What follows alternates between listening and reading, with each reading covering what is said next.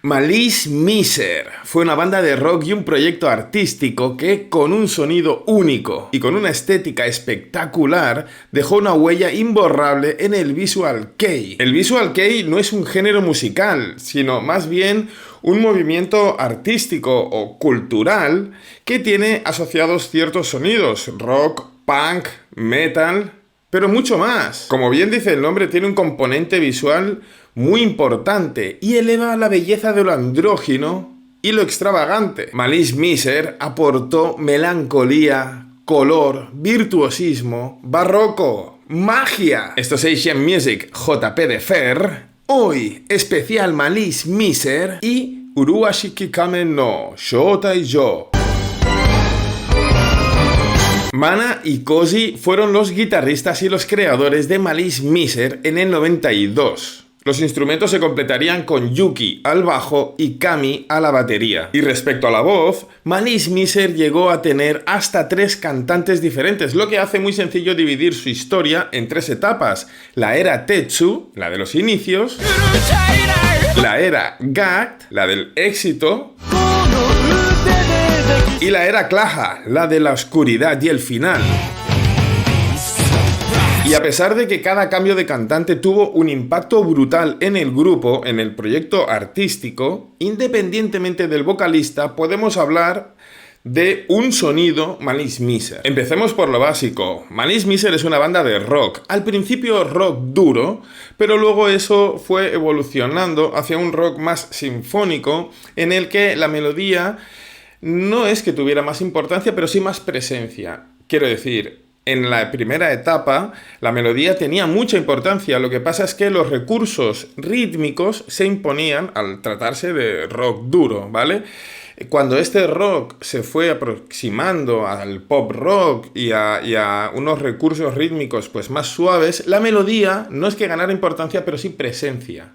En fin, luego evolucionó hacia un rock metal gótico muy oscuro y muy catedral. Siempre muy rítmico. La batería siempre tiene muchísima presencia y eso es probablemente porque Kami fue uno de los mejores, si no el mejor batería que ha tenido el visual kei. Pero sobre todo un rock muy melódico, muy rico en sus arreglos, a veces con divertimentos, a veces casi siempre muy melancólico, con variedad de instrumentos, un sonido lleno.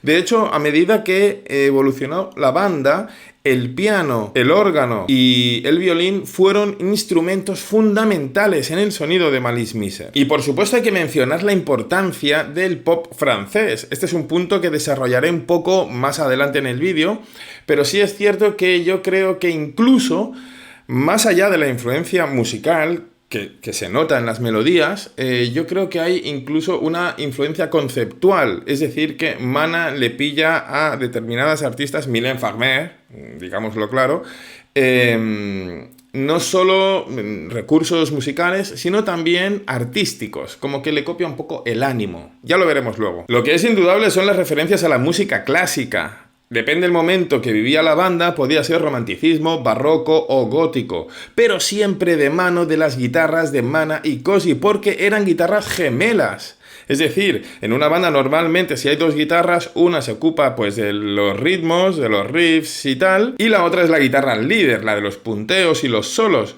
En Malice Miser no, las guitarras están equilibradas y juegan pues a esto de guitarras gemelas, haciendo unos solos a dos manos o a 4 realmente, ¿no?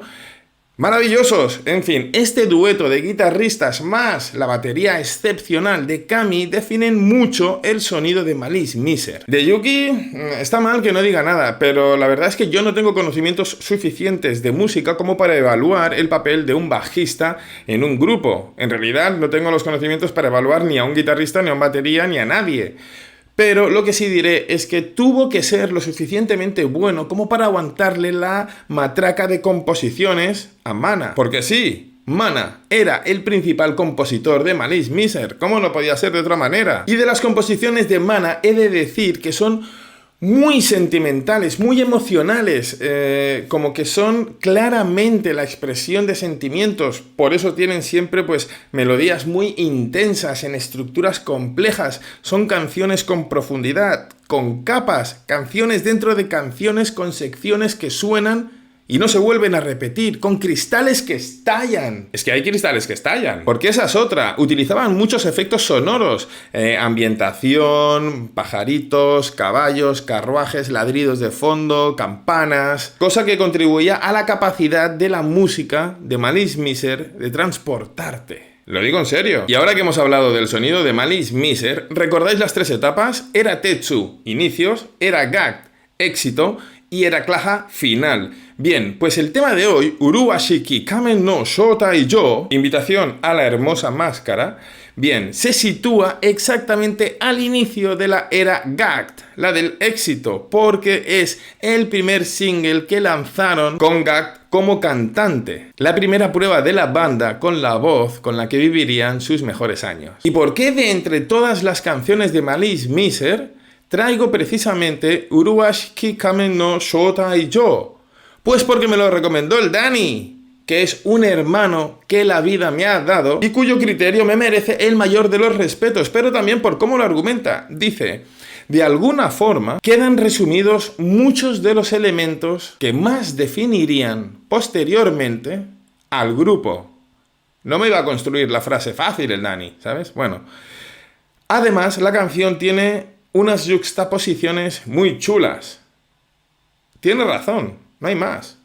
El tema de las yuxtaposiciones me ha dejado un poco turulato. No estoy seguro de haberlo entendido. Pero, como su criterio me merece mucho respeto, pues le vamos a creer.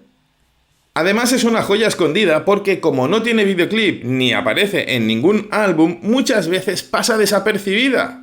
Pero es una joya. Vamos a ver el vídeo, aunque en realidad no hay, así que son 4 fotos que he puesto yo, pero lo que tenemos que hacer sobre todo es escuchar la música, ¿vale? Pensad que esto es lo que los conocedores de Malice Mizer pensamos que mejor lo define. En fin, no os voy a comer la olla. Vamos a escuchar Era Gakt, very primer single. Auriculu, tic, tac. ¿Veis? Sonido ambiente. Una puerta que se abre. Y un coro que nos da la bienvenida. ¡Ey!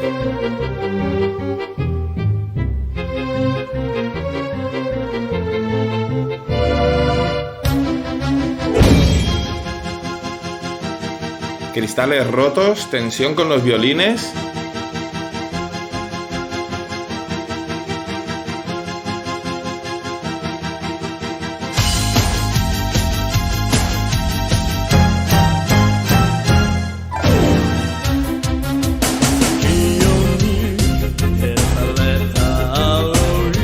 ¿Veis cómo el inicio de la canción ya tiene sus fases, sus pequeñas secciones?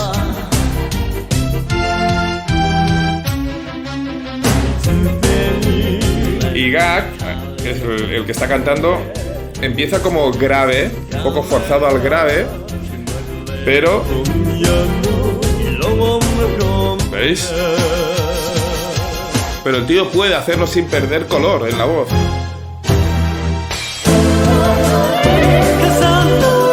¿Veis?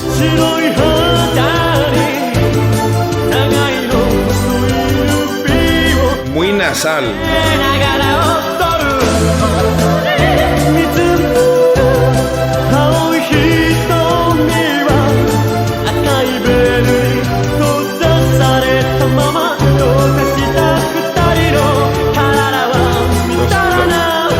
Violines en el fondo.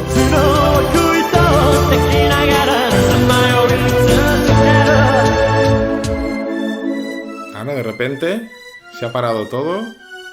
Incertidumbre, misterio. ¿Veis? Esto es lo que pasa con la música de Malice Mizer, que te pueden hacer esto en cualquier momento. Esta pequeña sección, y ahora estallará un cristal. Y volvemos a la música. Pero con la secuencia de secciones del principio.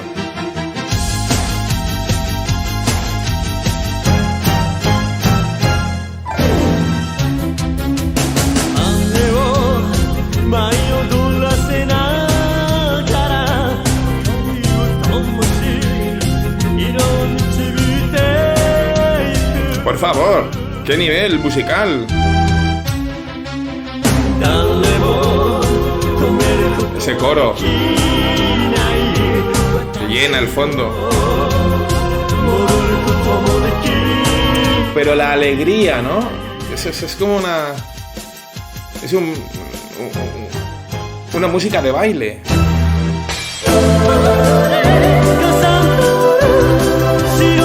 No tengo ni idea si es vals o no, o si tiene... En fin, es muy complicado eso. Pero tiene ese aire.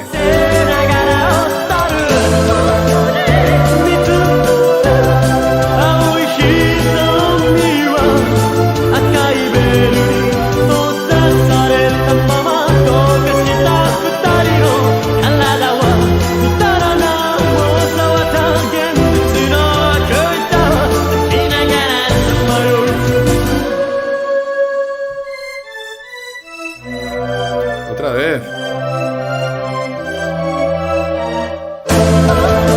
Más corta.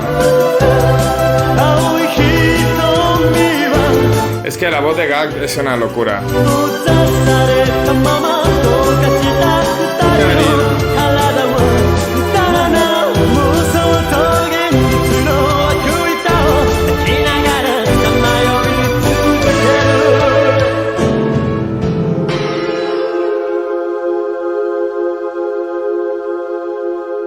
Perfecto. Estoy totalmente de acuerdo con Dani que es una canción que te deja muy claro qué te vas a encontrar con Malice Miser. Si tú eres un poco inteligente, sabes que te plantean esto como base de su estilo y luego pueden haber pues canciones más suaves, baladas, con el mismo espíritu o canciones mucho más rockeras, aceleradas, pero que conserven la misma esencia, ¿no? Eso es lo que es Malice Miser, o sea, te vas a encontrar multitud de canciones que se acercan a otros géneros o experimentan, pero lo bueno de la obra de Malice Miser es que es reconocible y hay un espíritu que cohesiona, que da sentido a toda la obra.